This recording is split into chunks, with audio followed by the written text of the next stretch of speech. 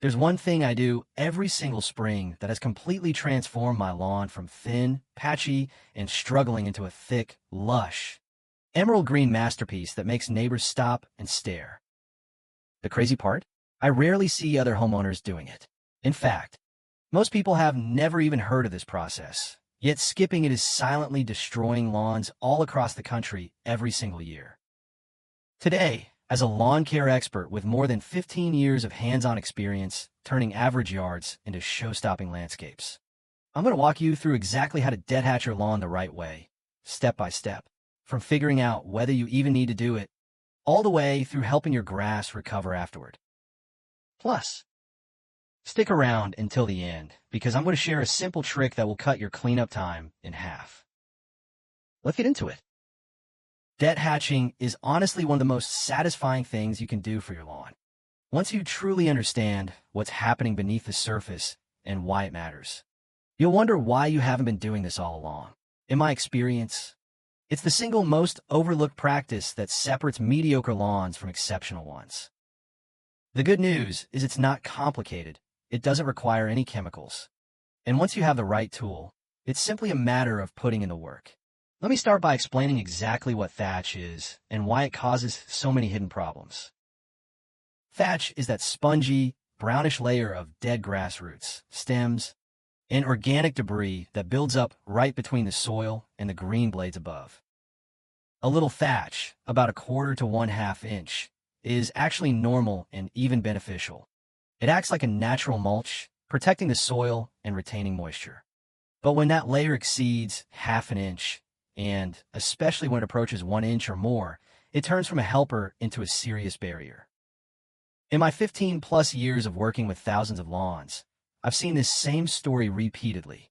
Homeowners fertilize and water religiously, yet their grass stays thin, patchy, and weak. The reason is almost always excessive thatch. Here's what's really happening underneath. Water hits the lawn and gets trapped in the dead layer instead of soaking down to the roots. Your grass stays thirsty even after a heavy rain. Fertilizer you spread ends up feeding the thatch instead of the living roots. You're literally wasting money and nutrients. Oxygen can't reach the root zone properly, weakening the entire lawn.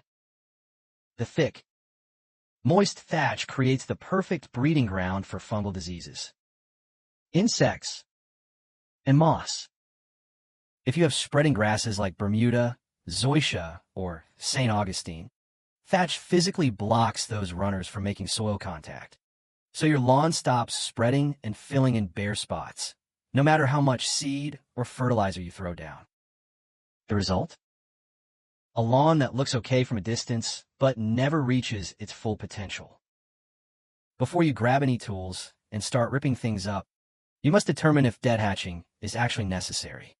Not every lawn needs it every year, and doing it unnecessarily can stress your grass for no reason. Before you go out and start ripping up your lawn, you need to figure out if deadhatching is actually necessary.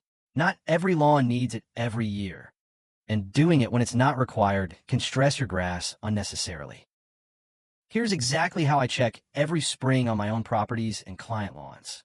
I grab a sharp knife or a flathead screwdriver and push it straight down through the turf into the soil. Then I cut out a small 2-inch by 2-inch wedge and pull it up so I can see a clear cross-section. You'll see the green blades on top, then that brownish spongy layer in the middle, and real soil at the bottom. Measure that middle thatch layer carefully.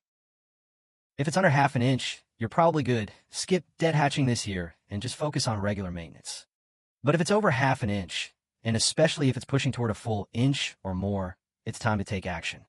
In my experience, once thatch crosses that 1/2 inch threshold, the negative effects compound quickly. Now, let's talk tools. The right choice depends on your lawn size and how much effort you want to invest. Option 1, manual dethatching rake. This is a specialized rake with curved tines on one side, designed specifically to rip out thatch. It works well for very small lawns, but I'll be honest with you, it's a serious workout. After 15 to 20 minutes, most people feel it in their back and shoulders. I don't recommend this for anything larger than a few hundred square feet or for anyone with back issues. Option 2. Pull behind Dethatcher. Attach this to a riding mower or ATV.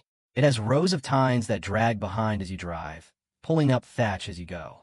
Great for large properties, an acre or more, because manual work simply isn't realistic at that scale. The downside? Coverage isn't as thorough. You'll miss spots around trees, beds, and edges, and it's less aggressive overall. Option 3. Power Dethatcher, my top recommendation. For most homeowners, this is the sweet spot. These electric or battery power machines look like a push mower and come with a dethatching cartridge full of spinning spring tines. You can easily adjust the depth for the perfect level of aggression. They make quick work of lawns up to about 10,000 square feet and deliver far better results than manual raking with a fraction of the effort. The only real hassle is the cord on electric models. Battery versions solve that, but cost a bit more. Work away from the cord and you'll be fine. In my professional opinion, investing in a quality power dethatcher pays for itself in just 1 or 2 seasons through better lawn health and your own time savings. Before you fire up that dethatcher, proper preparation makes all the difference between a good job and a great one. In my years of experience, skipping these steps is where most homeowners go wrong. First, mow your grass a little shorter than normal. I usually drop the mowing height by about 1/2 to 1 inch below your regular setting. This allows the tines to reach the thatch layer more effectively without getting tangled in tall blades. Second, make sure the lawn is completely dry. Wait for a day when the grass has been dry for at least 24 hours. Dethatching wet grass is a nightmare. The material clumps, sticks to everything, and the tines simply can't do their job properly. Third, mark any sprinkler heads, shallow irrigation lines, or hidden obstacles with bright flags. Those spinning tines can cause expensive damage if they catch a sprinkler head. Now for the actual dethatching process. Set your power dethatcher to a medium depth for the first pass. You can always go more aggressive on a second pass. But starting too deep can tear up healthy grass and stress the lawn more than necessary. Work in straight lines across the lawn, overlapping each pass by a few inches to ensure complete coverage. Keep a steady, consistent walking pace. Too fast, and the tines skip over thatch. Too slow, and you risk pulling up live grass. After the first pass, stop and inspect the results. You should see a mix of dead grass, brown debris, and possibly some moss. If the thatch layer was heavy, make a second pass in a cross pattern perpendicular to the first. This guarantees you get everything. Don't be shocked by the amount of material that comes up. Even a healthy-looking lawn can produce multiple wheelbarrows full of debris. That's all the stuff that was silently choking your roots. One of the least fun parts is cleanup. Run your mower over the lawn at normal height with a bag attached to collect loose debris, or use a leaf blower to pile up for raking. Whatever method you choose, have a disposal plan ready. This material is excellent for composting. But don't just leave piles in the corner of your yard. It breaks down slowly and becomes an eyesore. After dethatching, your lawn is going to look rough, really rough. You'll see bare patches, thin spots, and a generally beat-up appearance. Don't panic. This is completely normal and temporary. Immediately after dethatching, your lawn is going to look rough, really rough. Bare patches, thin areas, and a stressed, beat-up appearance are completely normal. Don't panic. This is the turning point where the real transformation begins. Start by watering deeply right away.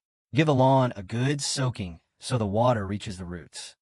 Then, within a day or two, apply a slow-release fertilizer. The slow-release formula is critical. Your grass is already stressed, and a heavy shot of quick-release nitrogen can burn it.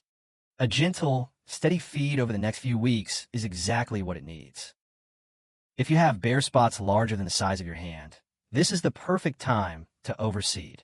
Dethatching creates an ideal seed bed by exposing soil and removing that barrier that normally prevents good seed-to-soil contact. In my experience, grass seeded right after dethatching germinates faster and establishes thicker than almost any other time of year. Keep the lawn consistently moist but not soggy for the next 2 to 3 weeks. You'll be amazed at how quickly it fills back in and comes back stronger, greener, and denser than before. Now, here are some common issues I see and how to fix them. if the machine is pulling up too much live grass. Your tines are set too deep. Raise the height setting and make lighter passes. If the Dethatcher keeps bogging down or stalling, the thatch is extremely thick. Don't try to remove it all at once. Make multiple light passes instead. If you see a lot of moss in the debris, that's a symptom of a deeper problem: shade, poor drainage, compacted soil, or low fertility. Dethatching removes it temporarily, but you'll need to correct those underlying conditions or it will return. If recovery seems slow after a few weeks, the soil might be compacted.